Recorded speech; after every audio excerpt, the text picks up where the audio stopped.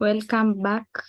In the previous topic, we learned about leadership in Israel. We learned on some of the judges, some of the duties of the judges, and also reasons why the Israelites were against kingship and why they demanded for a king. Then in this topic, we learn about King Saul. King Saul was the first leader or rather the first king of Israel. In this topic, we learn about the achievements and also the failures of King Saul, why he failed and what he achieved being a king. Then we'll check on the objectives. By the end of the topic, you should be able to state the achievements of King Saul, what he achieved for him being a king, and also state the failures of King Saul, why he failed being a king.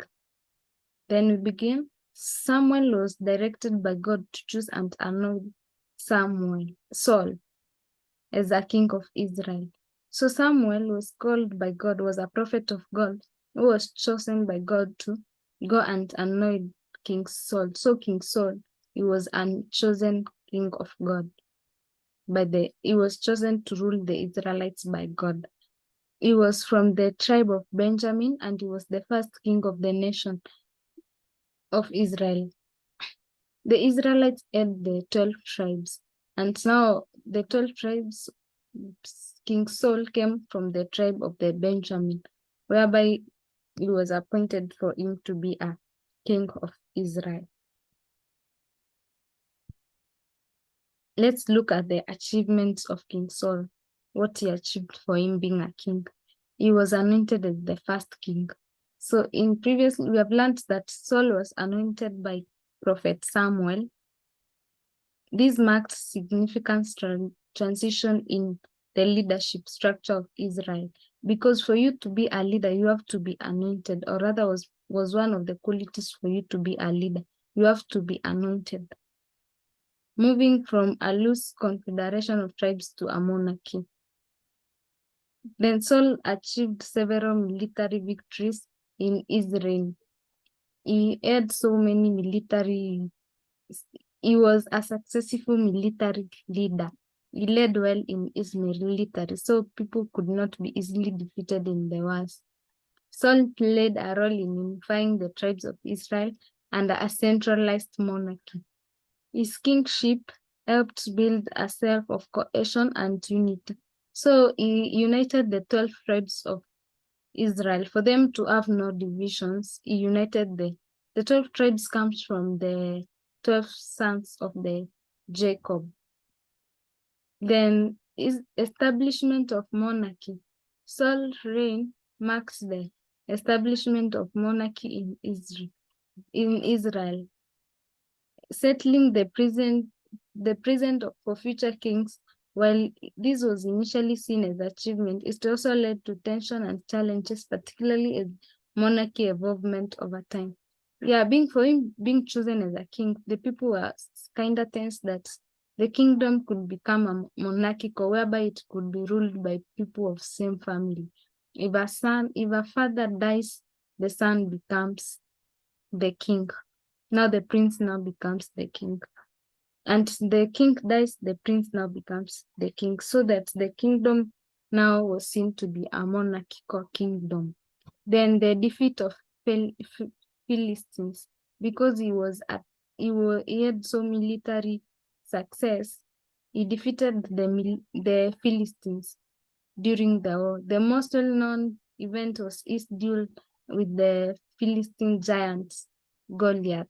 Goliath was a Philistine warrior who was well known and was mostly feared during the times of war because he was a good warrior. We look at the failures of King Saul, why he failed for him being a king. He disobeyed God's command. Saul's most significant failure was the disobedience. In the 1 Samuel 13, Saul offered burnt sacrifices to God, a duty served by Prophet Samuel. When he saw that Prophet Samuel was delaying for him coming to burn the sacrifice for them to go to war. For that was kind of pleasing God. For they offered a sacrifice for them to pray to God that he could help them when they go to war, for them to win. But when Saul saw that Samuel was delaying to come and offer a sacrifice, he burnt the sacrifice himself. And this was against the God's commandment, because only a prophet or anointed person or an anointed prophet of God or a called prophet of God was supposed to offer sacrifices, to a burnt sacrifice to him. Then there was also the incomplete destruction of the Amalekites. Samuel never destroyed. He was told by God to go and destroy the people of the Amalekites, both the men, children, and even the women. But Saul spared King Agag because he was his friend, and even he spared some of the best livestock, saying that he could come to offer them to the Lord. But God denied the sacrifice because he had already told him that to destroy everything. When you learn on the 1 Samuel 15, you'll see that God commanded Saul to completely destroy the Amalekite people, including men and children and animals. However, Saul spared King Agag and some of the best livestock. When he was confronted by Samuel, Saul justified his action, but so it was a disobedience and rejected Saul as a king, stating that to obey is better than sacrifice. Obedience is better than sacrifice. Go and read in 1 Samuel 15 to 20, chapter 15 to 22, verse 22, sorry. Jealousy and attempts to kill David.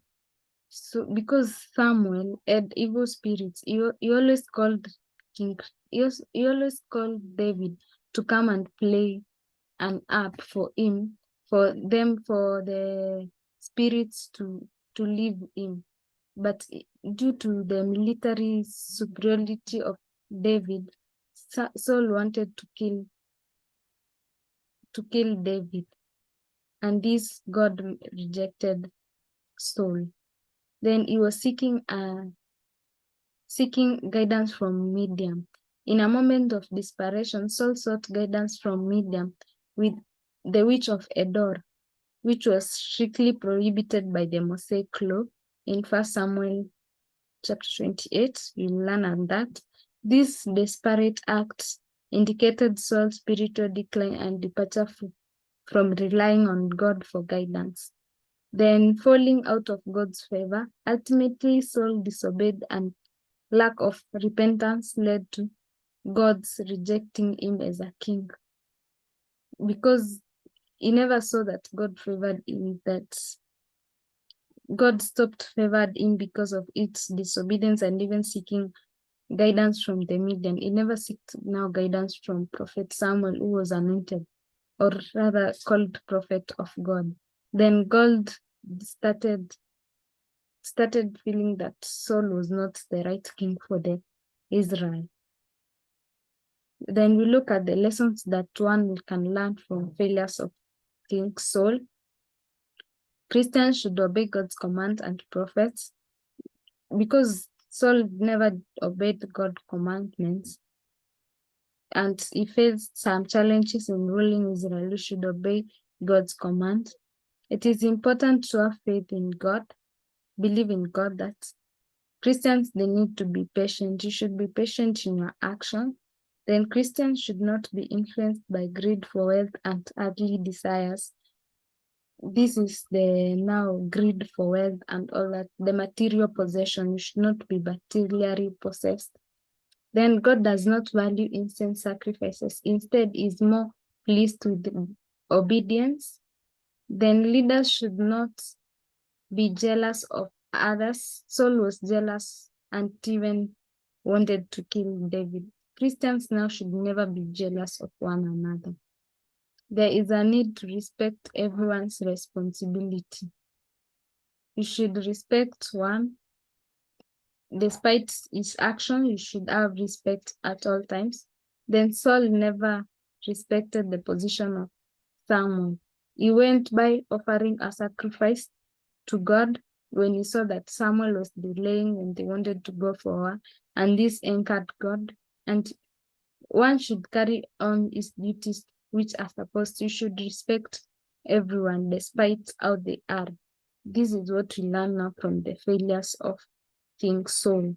And that's the end of the presentation.